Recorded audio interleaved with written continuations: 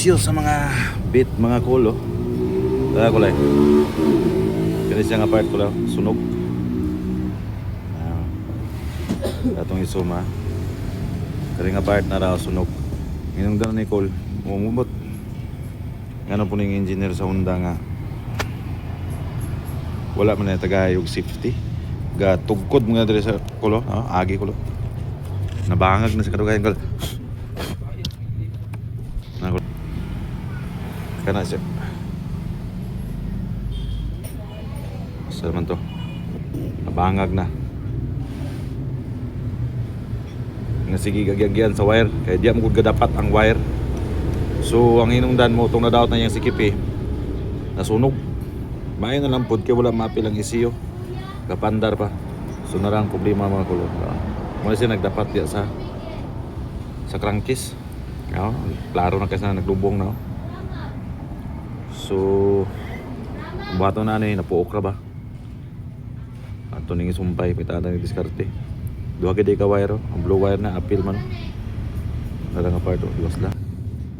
Common issue ni sa mga bit. Bisan sa click, usually kanang maputol ang nasunog ang sikip, may na lang pud mapil ang issue. Tungod na ni ground. So ato pitag diskarte mga cool nga muli ani. Mga cool. Ako na lang giri-wiring kay nga putol-putol. So ganiya muandar na siya pero once matandog ang wire di muandar tungod kay sa diri nagsangyad sa diri. So moto iputol na ko kay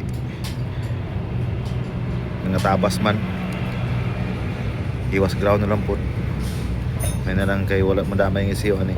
So atong i-check kung muandar ba.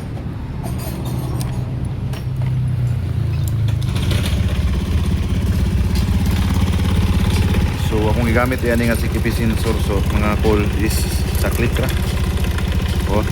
Baba lang gini mong click at asking wire. Ang sabit mang is mubo ra ang wire.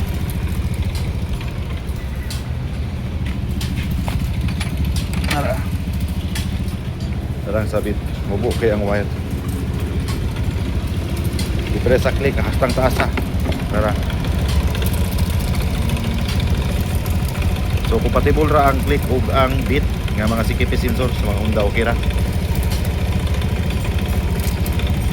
Andar man siya. So